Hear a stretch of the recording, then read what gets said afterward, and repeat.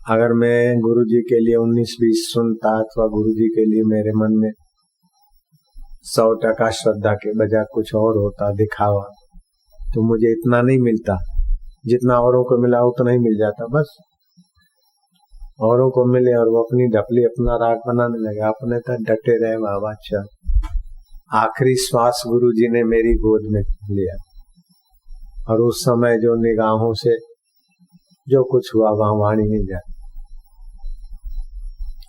जो नित्य उनका सेवक था, आखिरी समय देखो गुरु की कैसी कृपा होती। जो मेरे को धकेलना चाहता था वो नित्य का सेवक था, मैं तो अलग जाके गुरु जी आज्ञा किया वहां जाके साधना की, कभी कभी मिलता।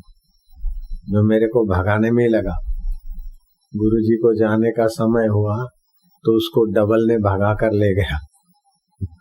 जो मेरे को भगाने में लगा, तो जब गुरु जी को दे जाना था तो उसको डबल ने भगा कर ले गया। गुरु जी का कहा नहीं, देखता रह जा। कर्मों की गति हम सहते गए थे और वो करता गया था, हम सहते गए। सहन करे वो संत, हम सहते गए। अब हुआ क्या कि गुरु जी को जब आखिरी यात्रा करनी थी तो तबियत जरा 10-5 मिनट हृदय का दम्मा चल पड़ा। अब उसको लगा डबल, आखिरी श्वास और आखिरी आंख बंद करना गुरुजी और हम ही थे, दूसरा कोई बंदा नहीं। देखो नियति कैसी है, कर्मों की गति कैसी है। जो सहन करता है और ईश्वर के लिए गुरु के पास टिकता है, ईश्वर व्यवस्था कैसे करता है कि उसी समय डबल। बोले यार मैं चाहता, मैं क्या जाओ आराम से करो, खूब जाओ। डबल नहाया धोया फिर आया। बोले साहब मैं क्या हो तो ब्रह्म हो गए, आप गए। फिर उसने खेल किया, अपना ऐसे ड्रेस उतारा और बापूजी के जो कपड़े थे वो पहन के उत्तराधिकारी बन गया। मैं क्या बनता रहे तो मेरा बापूजी जो पहनते थे वही कपड़े उसने बना के ही रखे थे, वो पहना, तिलक बिलक के वो अपना समझो बापूजी इसी को दे गए और मेरे को तो लेना भी नहीं था। वो बना, वो उसी ताक में था कि अब मेरे को तिलक हो। नहीं गद्दी पे बैठो तो मेरे को तो विरोध करना ही था, ही नहीं था, मुझे तो गद्दी चाहिए ही नहीं थी। गद्दी पे भी बैठा और भी जो कुछ उसने अपना करना था बेचारे को करा, लेकिन टिका नहीं। 32 साल पहले चला गया, मेरी उम्र का था। 32 साल पहले चला गया, 30-32। तो उसको भगवत प्राप्ति में रुचि नहीं थी, उसको गद्दी पे बैठने की रुचि थी। अब कहाँ मेरा ब्रह्म बापू जी और कहाँ उनकी गद्दी पे बैठने वाले का अधिकार भी तो चाहिए। गुरु की गद्दी कोई साधारण थोड़ी होती, वहाँ निस्वार्थता चाहिए, निष्कपटता चाहिए, निरहंकारिता चाहिए, निर्दोषता चाहिए, जन्मों का अंत करने वाली अनंत की प्रीति चाहिए, अनंत का माधुरी चाहिए, अनंत का प्रसाद पाकर बुद्धि भगवत प्रसाद जा चाहिए, तब कहीं गुरु की परंपरा का प्रसाद बढ़ता है। उसी प्रसाद से लोगों के कान पवित्र होते हैं, मन पवित्र होता है, बुद्धि पवित्र होती है, जीवन पवित्र हो जाता है। अभी आपको कितना फायदा हो रहा है उसका नाप तोल निकालने वाला कोई तराजू पैदा ही नहीं हुआ और पैदा हो भी नहीं सकता। जिसने अच्युत को पाया है, गोविंद को पाया है, अनंत को पाया है, उस महापुरुष के दर्शन से, सत्संग से, सानिध्य से जो लाभ होता है उसका तोल माप हम तुम नहीं कर सकते, देवता भी नहीं कर सकते, ब्रह्मा जी की तराजू भी अभी तक नहीं कर सकते। ऐसा लाभ मुझे हुआ है ना, और आपको भी हो रहा है। ऐसा एक भी बंदा नहीं होगा जिसने दीक्षा ली और नियम करता और उसको फायदा न हुआ। कितने बंदों को कितना कितना फायदा हुआ फिर भी यहाँ खूटता नहीं। कैसा है अच्युत गोविंद अनंत, अच्युताय गोविंदाय अनंताय नाम भेषजा।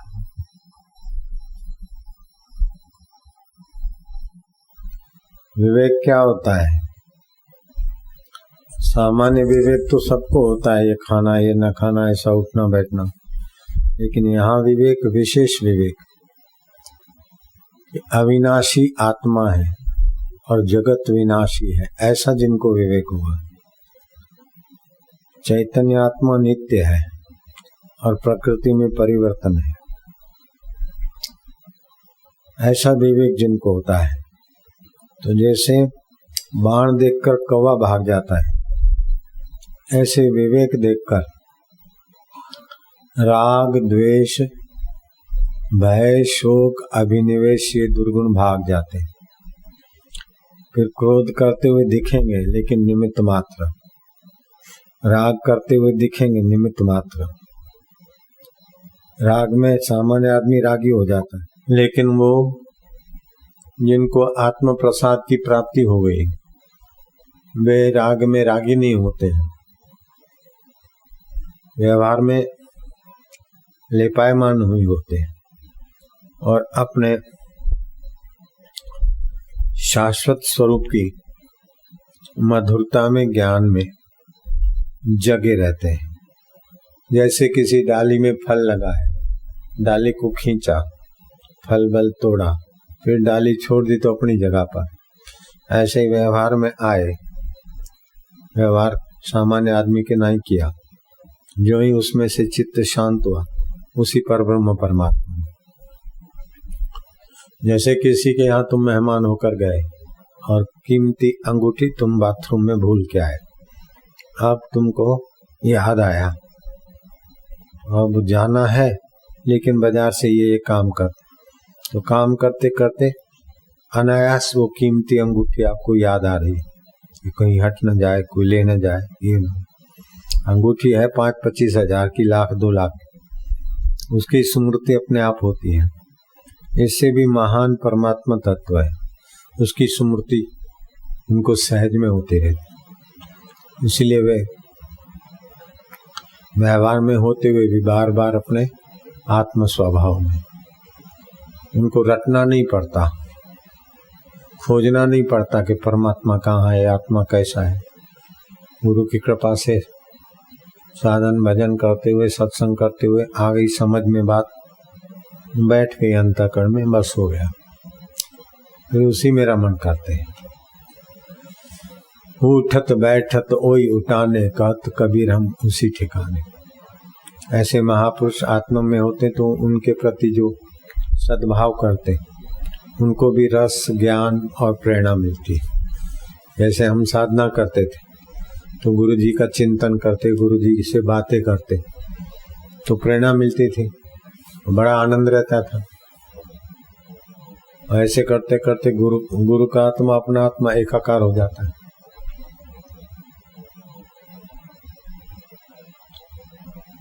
सो साहेब सदा हजूर है, वो हाजरा हजूर है। मंदिर में भावना के लिए मंदिर ठीक है, श्री कृष्ण का, राम जी का, हनुमान जी का ये मंदिर ठीक है, अच्छे है। लेकिन उन मंदिरों में जाने का फल है कि हृदय मंदिर में जाने वाला सत्संग मिल जाए। हृदय मंदिर में आए तो फिर राग द्वेष चिंता भय शोक अभिनिवेश, जैसे तीर को या पत्थर को देख के कौवा भाग जाता है, ऐसे विवेक के आगे ये सब भाग जाते हैं। वे स्वयं भी आत्म शांति में रहते हैं और उनके निकट जो जाते हैं उनको भी ज्ञान और शांति का दान मिल जाता है। शांति परमात्मा शांति, ऐसा नहीं कि भूख लगी बड़ी अशांति है, खाना मिल गया शांति, धूप है बड़ी अशांति है और छाया मिल गई शांति, ये नहीं। परमात्मा शांति, सुविधा से शांति संसार है, परमात्मा शांति साधना का फल है। बड़ी गर्मी हो रही थी, बारिश हो गई शांति, ये शांति तो आती जाती है। परमात्मा शांति मिली एक बार, फिर उसमें रमण करते बढ़ा सकते हैं, लेकिन जाएगी नहीं। एक बार परमात्मा शांति मिली, फिर 1000 बार अशांति आए, उसका महत्व टिकेगा नहीं, शांति के आगे।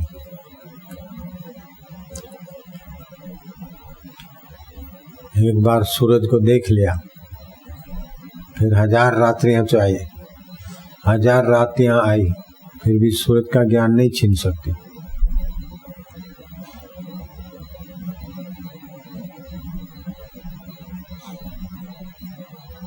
एक बार पता चल गया हम मनुष्य हैं, हम मनुष्य के सींग नहीं होते, ये पता है। फिर कोई कह दे तुम्हारे सिर पे सींग है, तो आप क्या बोलोगे? बोले देखूंगा।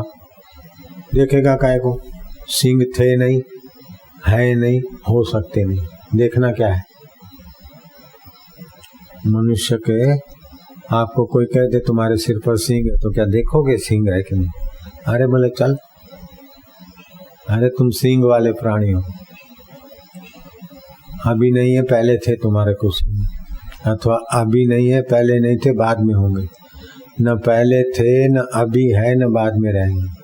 तीनों काल में मनुष्य को सींग नहीं होते, खरगोश को सींग नहीं होते। ये ज्ञान हो गया तो फिर कोई आपको पटाए फुसलाए तो आप उसमें नहीं जा सकते। ऐसे ही आत्मा में दुख नहीं होता, शोक नहीं होता, भय नहीं होता, जन्म मृत्यु नहीं होता।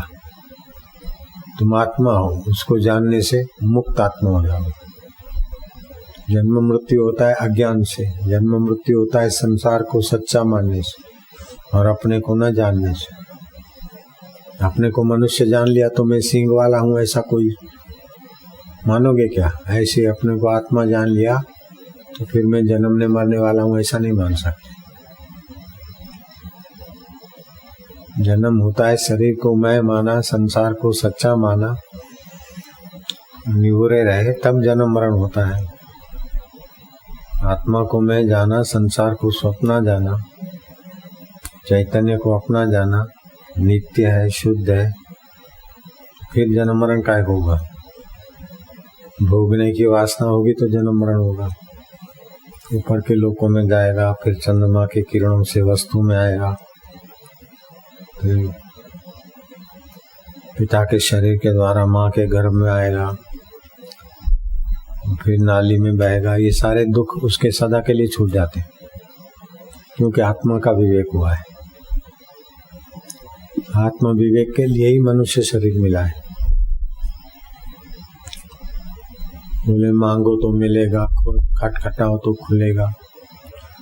भगवान से रोटी मांगो, रोटी तो नहीं मांगने वाले कीड़े मकोड़ों को भी देता है भगवान। कीड़े मकोड़े कहाँ प्रार्थना करते?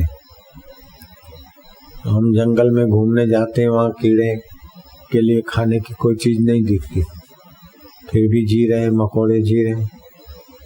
तो आज थोड़ा गायों को खिलाया, फिर मन में हुआ चलो उनके लिए ले जाओ।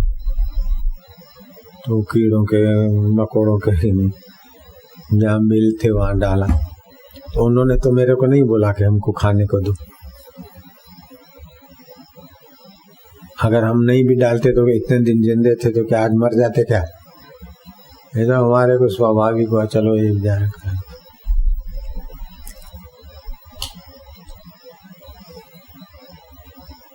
भगवान को प्रार्थना करो रोटी के लिए, भगवान को प्रार्थना करो इस चीज के लिए। ये बहुत छोटी स्थिति है। भगवान को प्रार्थना कर रहे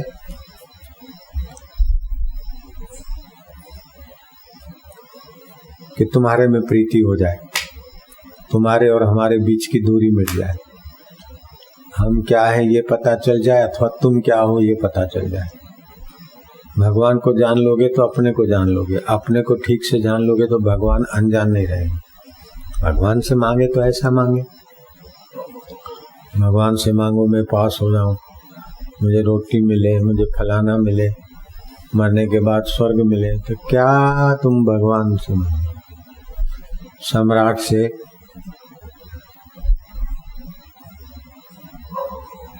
चार पैसे मांगना, सम्राट से चना मूंगफली मांगना, ऐसा हुआ? भगवान तो भगवान है, और वो आत्मा होके बैठे कि आप में प्रीति हो जाए। हे नाथ, मैं आपको भूलूं नहीं, आपका ही ज्ञान मुझे मिले, आपका प्रेम मिले। आपका प्रेम होगा तो ये भक्ति हो जाएगी, आपका ज्ञान होगा तो ये साक्षात्कार हो जाएगा।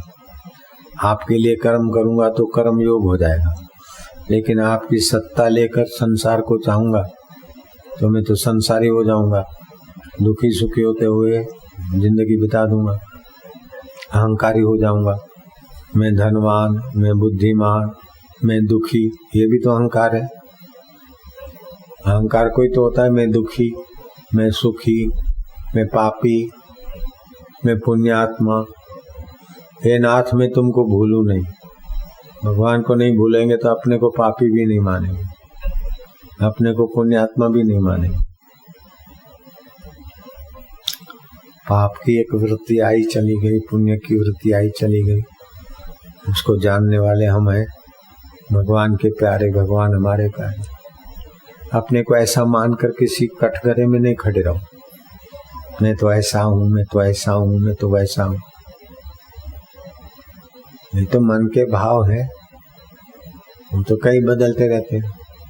इन सब की बदलाहट को जानने वाला मैं तो परमात्मा का हूँ, परमात्मा मेरे है। ये हो गया भक्ति। भक्ति में प्रीति तो रस आएगा। इधर उधर की बातें कर करके संसार को सच्चा बनाना और अपने को पापी पुण्यात्मा, भला बुरा, इसका उसका, ऐसे झंझटों में क्यों डालना? बात करे तो भी सारभूत करनी चाहिए, कट टू कट। ज्यादा बातें लंबी नहीं करनी चाहिए। जो लंबी बात करता है तो उसको सुनने वाले पसंद नहीं करते। फिर वो लंबी बात करने वाले की बात कट भी जाती, अब सुनने वाले के हृदय से कीमत भी घट जाती, बात को खींचते। इसलिए मैंने ऐसा सोचा था, अब तो ये बात सीधी कर, इसलिए वैसलिए, कईयों की ऐसी आदत होती। समय ऐसा फालतू नहीं गवाए। सत्संग में भी सार बात आए, लंबा छोड़ा। मैंने कई बार बताया था, नए होंगे तो बताता हूँ। ये गुलाब का फूल है। अभी मैंने बोलकर मेरा समय खराब किया, तुम्हारा भी समय खराब किया। ये गुलाब का फूल है तो तुम जानते हो, इसमें क्या हो गया। लेकिन मैं कहूँ ये गुलाब का फूल है, ये त्रिदोष नाशक है। इसमें 3 गुनी, जितने फूल उतनी 3 गुनी शक्कर मिला के धूप में रखना 40 दिन तक, चंद्रमा की चांदनी में, तो ये गुलकंद बनता है। थोड़ा गुलकंद खाने से गर्मी संबंधी बीमारियां शांत होती, तब तो ठीक है। इससे भी ऊंचा है कि ये गुलाब है। इसमें पृथ्वी, जल, तेज, वायु, आकाश 5 भूत है, और 5 भूतों का आधार प्रकृति है, और प्रकृति का आधार परमात्मा है। ये परमात्मा के आधार से बना, उसके आधार से दिख रहा है, और उसी आधार में ये विलय होगा। तो मैंने तुम्हारे को बताया तो मेरा समय सार्थक हुआ, तुम्हारी ज्ञान वृद्धि हुई। ये गुलाब है, बड़ा अच्छा है, बड़ा फलाना है, तो मेरा अपना आसक्ति के कारण अपनी जीवन खराब हुई और तुम्हारा समय खराब हुआ। वस्तुओं का प्रशंसा करके उसमें फंसो मत, आसक्ति करके फंसो मत, द्वेष करके उलझो मत, लेकिन वस्तु के मूल में, वस्तुओं के स्वामी को देखकर मन मना भवा, मेरे मन वाला बन, मेरे में बुद्धि लगाने वाला बन, मेरे को खोजने वाला बन। आजकल ये है एयरलाइंस का, ये हो गया तो हो गया, बाजार में ऐसा हो गया फलाने। अरे होता है, संसार है, कितना कितना दिमाग में भरोगे। गुजरात में सरदार वल्लभ भाई पटेल जब पढ़ते थे तो एक मास्टर आता और वल्लभ भाई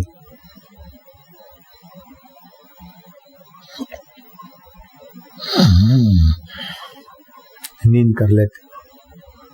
मास्टर बड़ा चिढ़ता, तो ठीक होते। एक दिन मास्टर ने डांट के पूछा कि जब मैं आता हूँ तभी तुमको नींद आती, बाकी के पीरियड में नहीं आती? बोले साहब आप इधर उधर की बातें करते, उनसे हमारा कोई लेना देना नहीं। तो ये वो अंदर भर न जाए इसलिए मैं सो लेता हूँ। ये कचरा भर भर के अपना दिमाग भर दूंगा तो अच्छी बात कहाँ रखूंगा। सुना तभी तो सरदार हुए विद्यार्थी जीवन में। बोले इधर उधर की, आज अखबार में ये आया फलानी जगह ये था, आप तो पढ़ाने की बात तो थोड़ी सी करते, बाकी जर्नल नॉलेज करके कचरा भर देते हैं। तो फिर अच्छी बात कहाँ रखूंगा, इसलिए मैं सो लेता हूँ। ऐसे आप भी फालतू बातें मत भरो, ब्रह्म ज्ञान की बात कहाँ रखोगे। नारायण ईश्वर प्राप्ति करनी हो तो 3 घंटे ओमकार का जप, 3 घंटे भगवत ध्यान और 3 घंटे ऐसा शास्त्र विचार, 3 घंटे सत्पुरुषों का सेवा, ईश्वर प्राप्ति शीघ्र हो जाए। भगवत चिंतन बड़ी आकर्षणीय शक्ति है। भगवान की चिंतन सारे विश्व को आकर्षित करने की जो सत्ता है वो भगवान की है। सब भागे जा रहे हैं, कहाँ भागे जा रहे हैं? आकर्षित हुए जा रहे हैं, कहाँ? सुख के तरफ। भगवान सुख स्वरूप है, चेतन स्वरूप है, ज्ञान स्वरूप। थकते तो जड़ता में आ जाते, फिर जगते हो, भागा दौड़ी करते तो चेतन में ही है। आकर्षण होता है ना, ये क्या हुआ वो क्या हुआ, ये ज्ञान है तभी तो दूसरे तरफ ज्ञान का विस्तार होता है और आनंद की मांग है, सुख की। तो भगवान चेतन है, ज्ञान स्वरूप और सुख रूप है। नारायण नारायण नारायण नारायण नारायण नारायण। विवेक जगे, विवेक जगा। आखिर ये मिल गया तो क्या, इतना हो गया तो क्या। जब तक ईश्वर नहीं मिला, आत्मा का अनुभव नहीं हुआ, तब तक कितना भी मिला आखिर क्या। ईश्वर के सिवाय कहीं भी कुछ मन लगाए तो अंत में रोना ही पड़ेगा।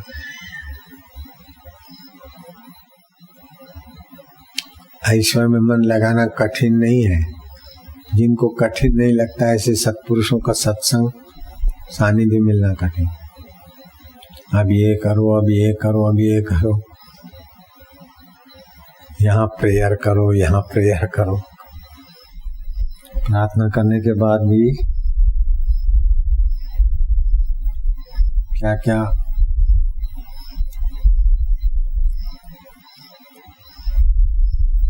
करके सुखी होने के लिए भटकना पड़ता है, तो प्रार्थना का फल क्या। प्रार्थना तो ये जैसे गांधी जी कहते हैं, अपने लिए नहीं, देश की भलाई। प्रार्थना उनकी, गांधी जी की, कस्तूरबा की, उदालक ऋषि की प्रार्थना।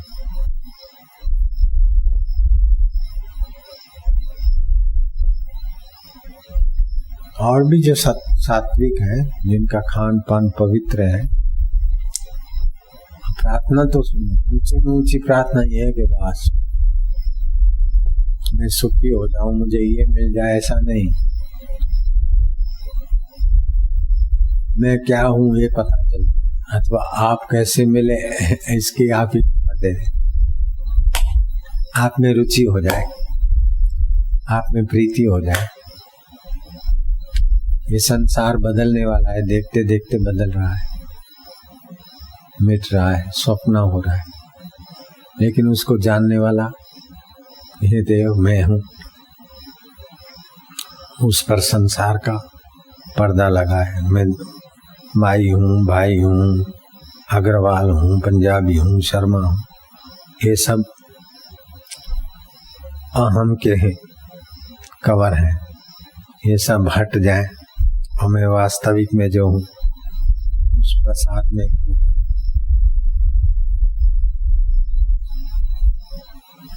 जात पात अहंकार में होती है, आत्मा में जाति नहीं होती।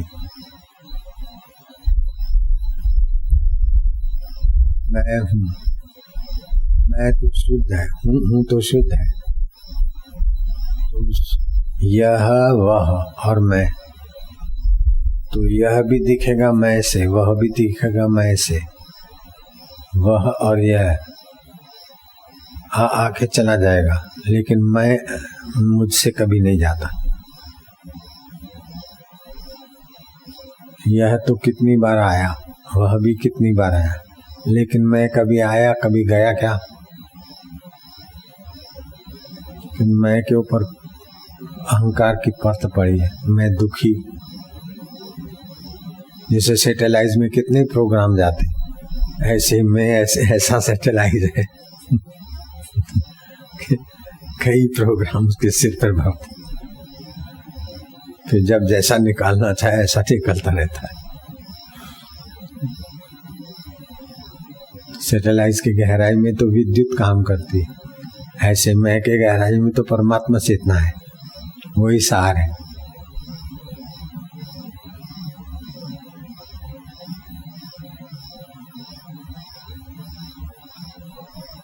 विद्युत के बिना सैटेलाइट सिस्टम नहीं काम करती होगी, करती होगी क्या? मेरे को नहीं लगता। हालांकि मेरा वो विषय नहीं है, लेकिन चाहिए।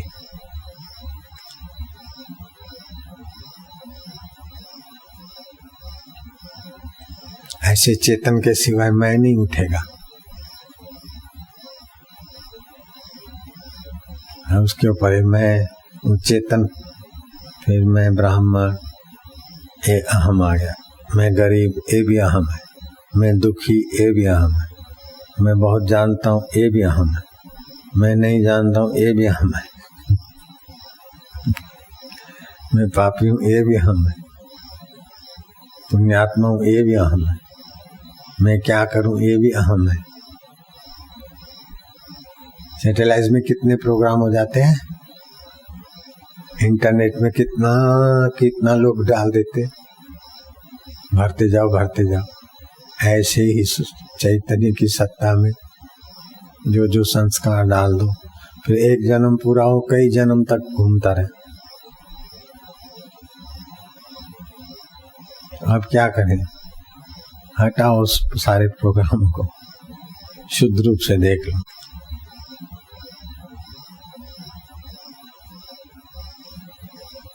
तो वैसा कल्पना नहीं करना कि चलो ऐसा गोला है और प्रोग्राम, फिर उस झंझट में मत पड़ना।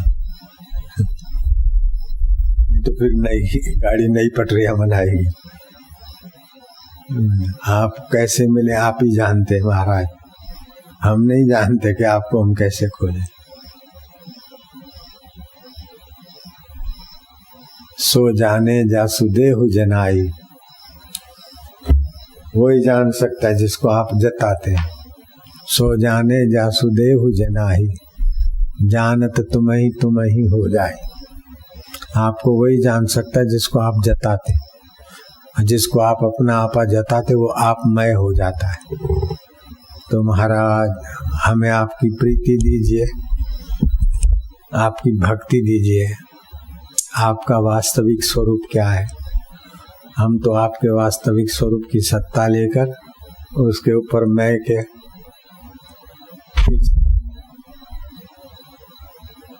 कवर पर न जाने क्या क्या खींचे जा रहे हैं। मैं पापी हूँ, मैं पुण्यात्मा हूँ, मैं दुखी हूँ, मैं गरीब हूँ, मैं अमीर हूँ, मैं विद्वान हूँ, मैं ये हूँ। ऐसा करते करते मिटते भी जाते और नए संस्कार अंकित भी होते जाते, उसका कोई अंत नहीं होता। ये खाली आपके चैतन्य स्वभाव पर हमारा जो अहम रूपी मैं है वो हटकर असली मैं की मुलाकात। असली मैं में तो हमारा नकली मैं घुल मिल जाए।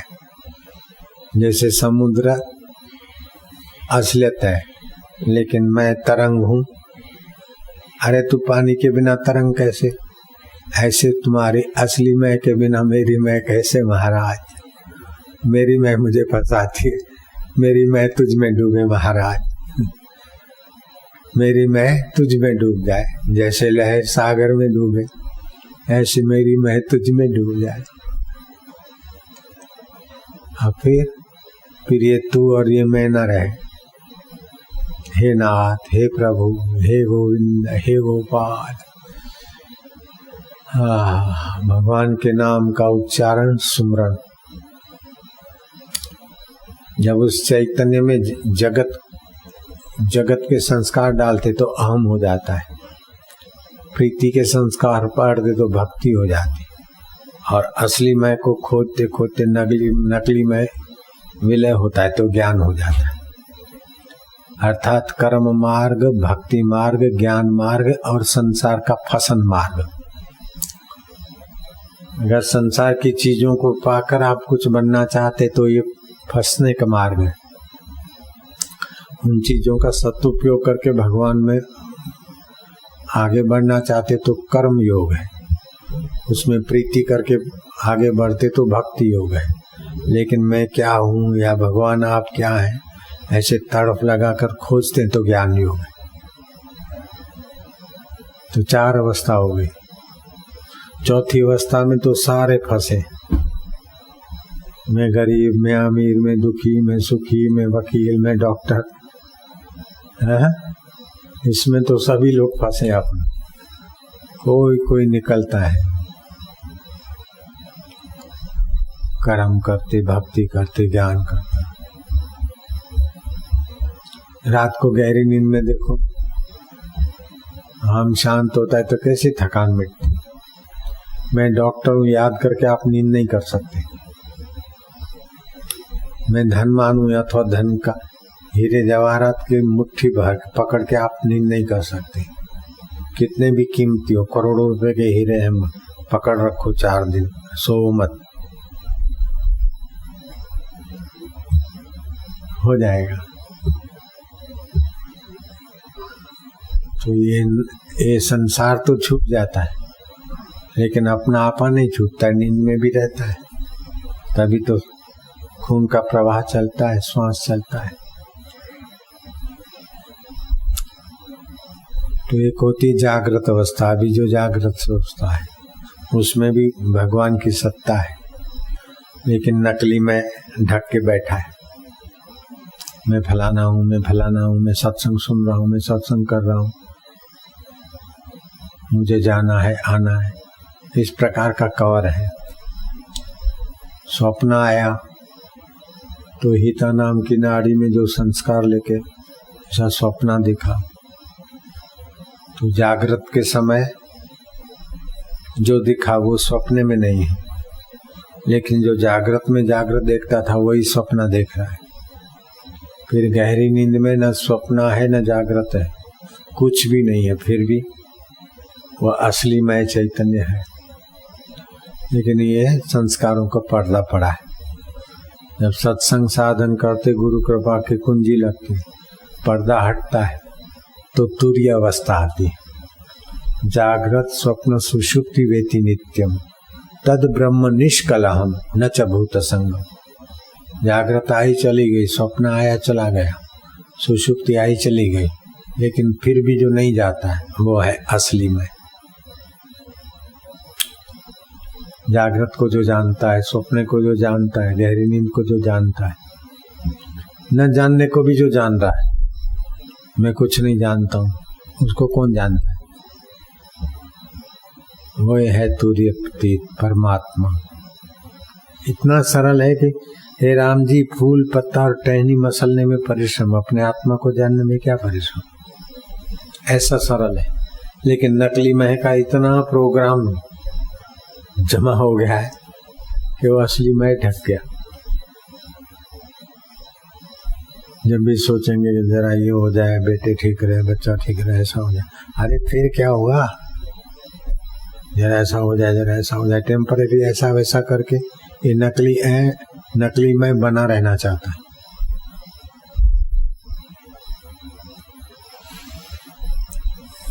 अनल हक वो मैं हूँ, जो असली है वो मैं हूँ, नकली शरीर मन बुद्धि में नहीं हूँ, दुख सुख में नहीं हूँ, गरीब अमीर में नहीं हूँ, ये नकली मैं है, गरीब अमीर दुखी सुखी माई भाई। शर्मा भी नकली मैं और बनिया भी नकली मैं, लेकिन शर्मा और बनिया के भाव आके चले जाते, फिर भी जो नहीं जाता वो कौन है, वो असली, वही आत्मदेव है। ऐसा नहीं कहीं दूर है, उसमें प्रीति हो, उसकी स्मृति हो, उसके चिंतन ध्यान में। अभी तो सुना, इससे 10 गुना समय मनन करना चाहिए और 1000 गुना समय इसी में रम जाना चाहिए, तो साक्षात्कार होता। सुनने से इतना लाभ होता है तो मनन भी करते हैं, नित्य ध्यान होता है। इसीलिए हम एकांत में रहते हैं, और वो एकांत में रहने का स्वभाव अभी भी है। ये तो आप आते तो जरा मिलने को आता हूँ, नहीं तो मैं तो दिन रात उसी में रहूं तो कोई टोटा नहीं।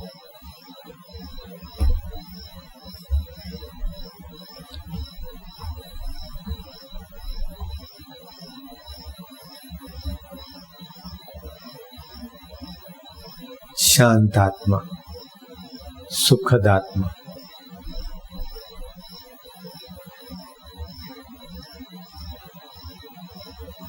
जितना धर्म के लिए करेंगे, अपनी संस्कृति के लिए करेंगे, उतना नकली में ढीला होगा।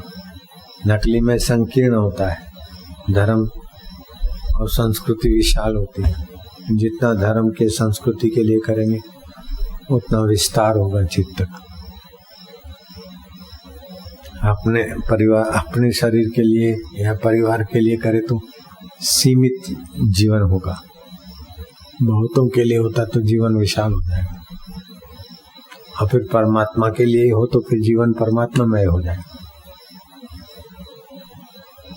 जरा बेटे का करूं, जरा इसका करूं। असली चीज पाने के लिए नकली का आकर्षण छोड़ना पड़ता है। नकली कवर रख के असली चीज नहीं पा सकते। हो के सब बदलने वाले, जैसे समुद्र में नित्य उथल पाथल हो रही, इससे सारे ब्रह्मांड तैरा उतरा रहे, लेकिन हो के सब बदलने वाले। जैसे समुद्र में नित्य उथल पाथल हो रही, इससे सारे ब्रह्मांड तैरा उतरा रहे।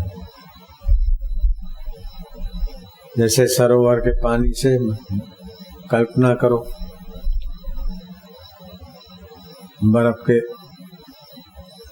अनंत पीस, बर्फ के अनंत टुकड़े उसी सरोवर के पानी से बने और उसी में तैरा उतरा रहे। ऐसे ही असली मैं में सारे नकली में तैरा उतरा रहे।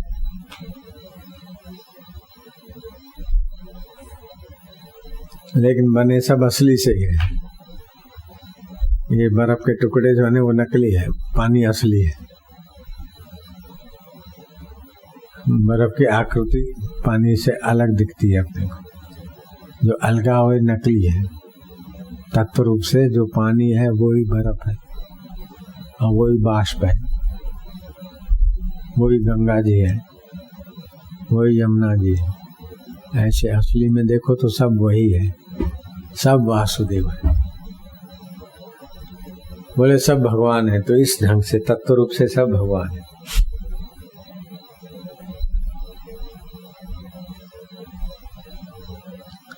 जल्दी परमात्मा प्राप्ति हो न तो बार बार ये सब वासुदेव है। तो जहां पहुंचना है उसका इरादा पहले से करो। बड़ी कल्याणमय भावना है। वासुदेव सर्वमिति समात्मा सुदुर्लभ।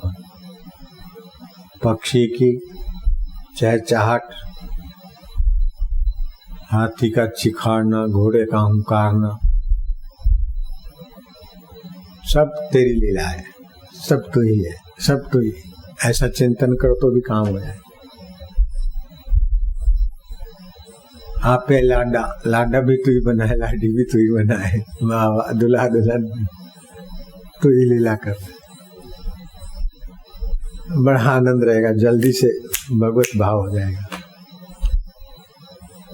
तू ही तू, तू ही तू।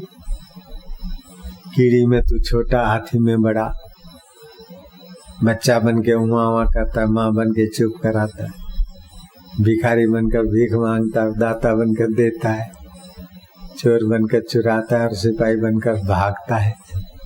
ऐ ते यार, तेरे को हम समझ गए।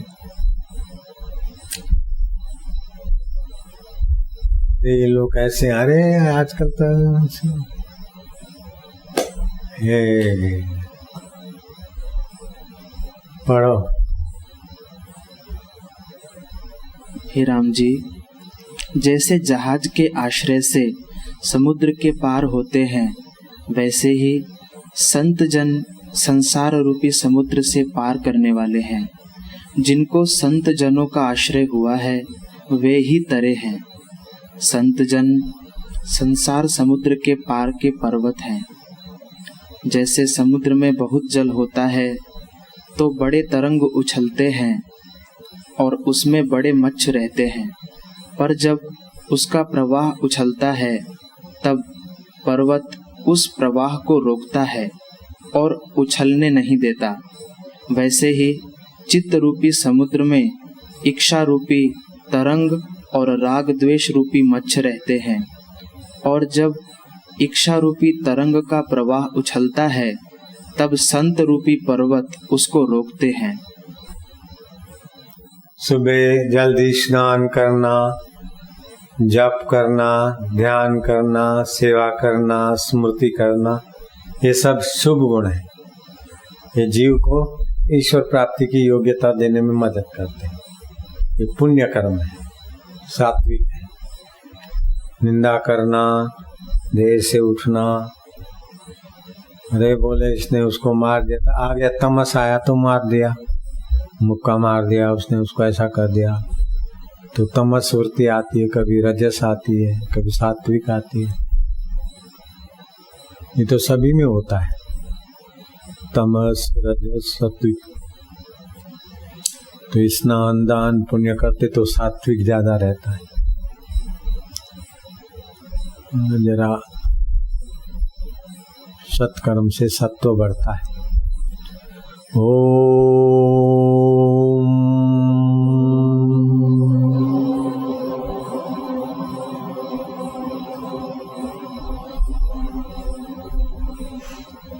हरि ओम।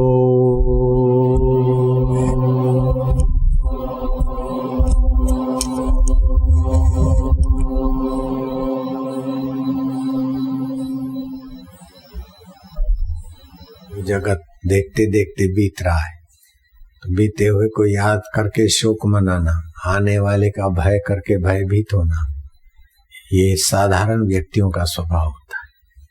जो तुम्हारे सरीखे राम जी, तुम्हारे सरीखे जो हैं वो बीते हुए का शोक नहीं करते और आने वाले का भय नहीं करते।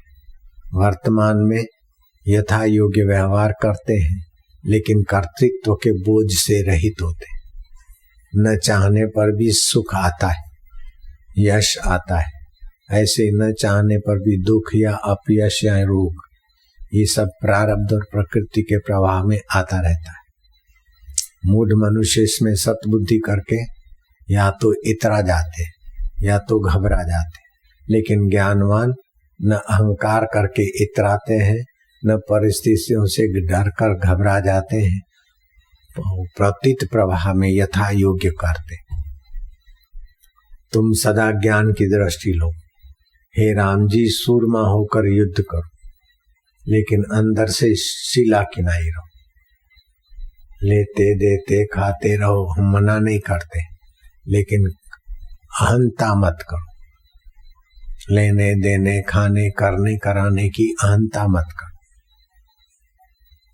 जो जिसमें अहंता करता है और ममता करता है उसी में फंसता है। तो अहंता करनी हो तो अपने वास्तविक शुद्ध आत्मा में करो कि मैं चैतन्य हूँ, मैं आत्मा हूँ। अथवा अहंता करो मैं भगवान का हूँ, भगवान मेरे हैं, मैं फलाना हूँ और फलानी वस्तु मेरी है, ये अहंकार है, ये जीव को दुख देता है।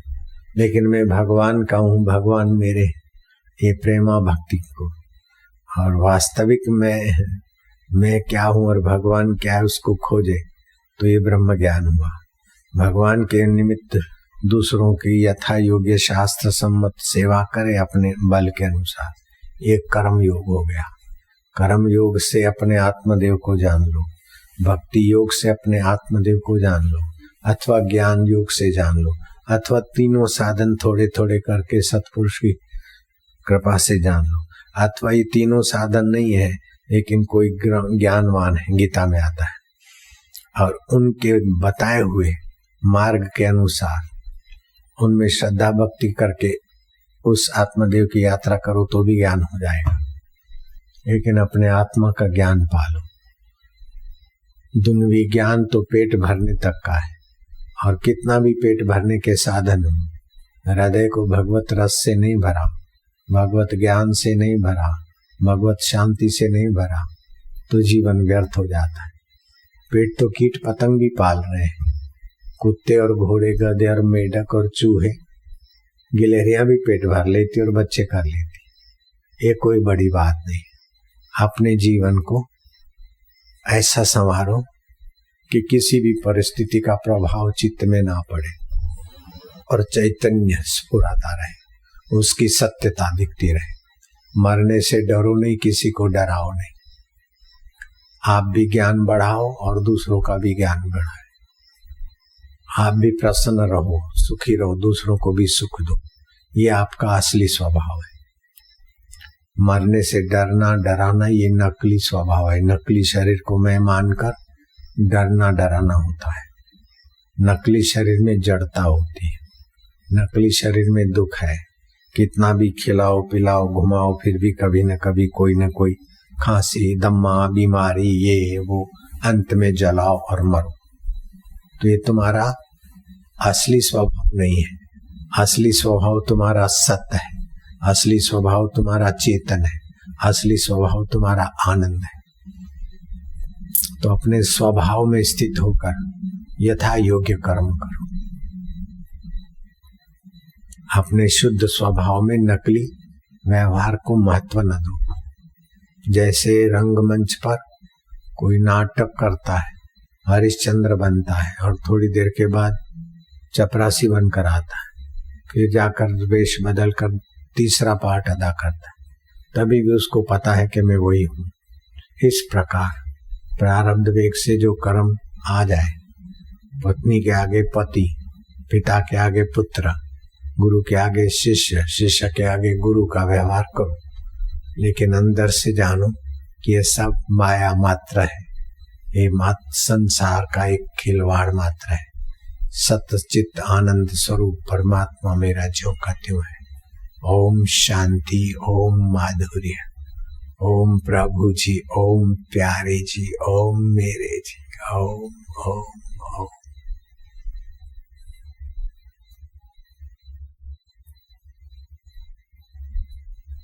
तम नमामि हरिम परम।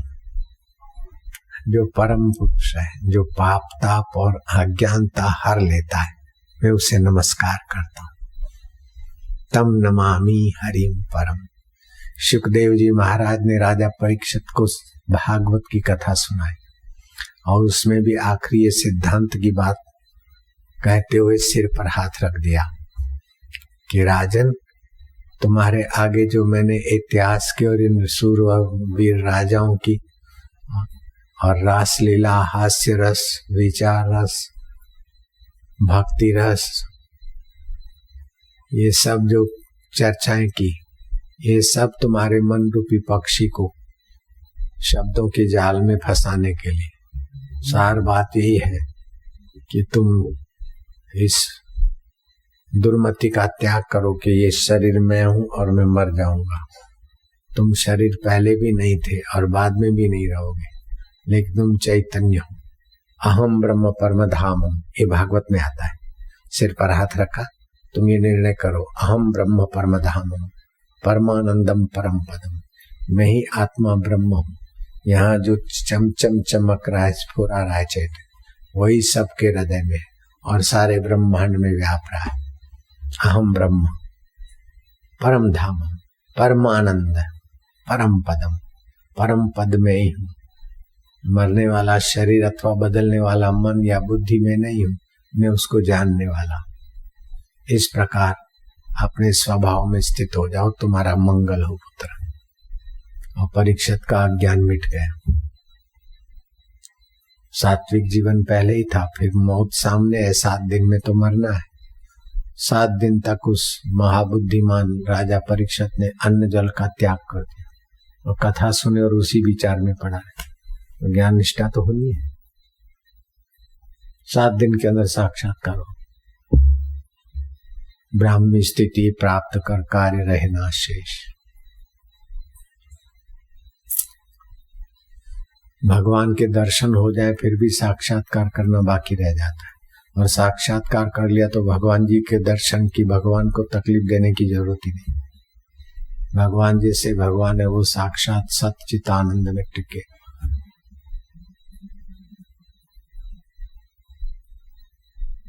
ओम ओम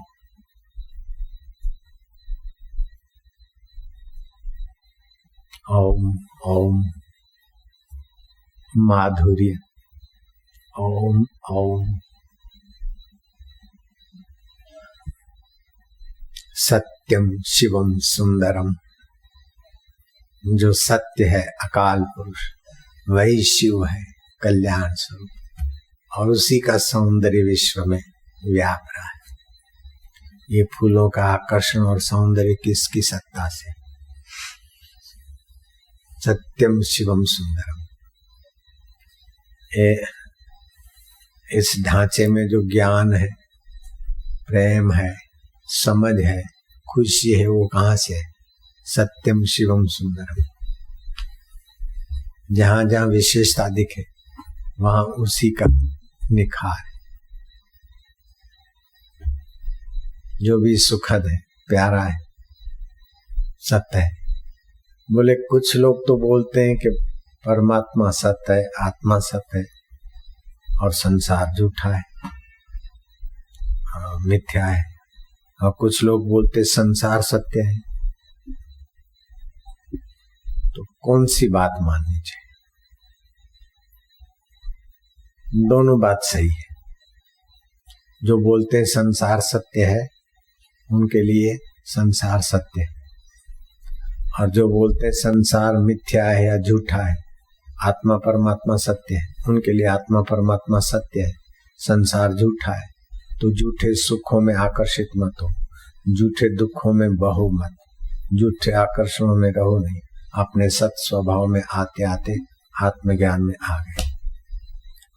लेकिन फिर वो झूठा संसार आत्मा में सत्य में आ गए। सत्य में आ जाओगे तो फिर पता चलेगा कि तत्व रूप से सब सत्य ही सत्य है। वो तो पैदा होता है, दिखता है, बदलता है, लेकिन नष्ट नहीं होता।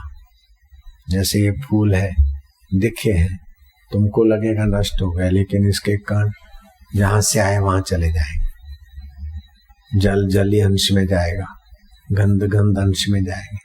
तो इस प्रकार कोई चीज नष्ट नहीं होती। बालू का एक दाना भी नष्ट नहीं कर सकते। उसको पाउडर बनाकर आंखों से ओझल कर सकते हैं, लेकिन वातावरण में रहेगा। ये उसकी सत्ता है। उसके घनीभूत में चेतनता भी छुपी है, आनंद भी छुपा है। तो ज्ञान होने के बाद सारा जगत सत स्वरूप मान लो अथवा ब्रह्म रूप मान लो, अथवा जगत परिवर्तित होता है, स्वप्न है, तो अपने को व्याप्त ब्रह्म के रूप में देख लो। फिर जन्म मृत्यु जरा व्याधि ये सब नीचे के भाव में रह जाते। आप ब्रह्म भाव में आ गए। जैसे हेलीकॉप्टर उड़ा तो अब यहाँ से अपन जाए तो बाय रोड जाना हो तो गली गली आ रही ये वो सड़क से ही जाना पड़ेगा, लेकिन हेलीकॉप्टर को गलियों की सड़कें ढूंढनी नहीं पड़ेगी, ऊपर से चला जाएगा। किसी के दुकान की छत हो, किसी के कोठी की छत हो, चाहे सड़क का गटर हो, चाहे सड़क खोदो, कोई उसके ऊपर लागू नहीं पड़ेगा आरटीयू का नियम, धरती के आरटीयू नियम। ऐसे ही आप अपने सत स्वभाव में आ गए तो प्रकृति जनित पुण्य पाप सुख दुख जन्म मरण नहीं लगेगा।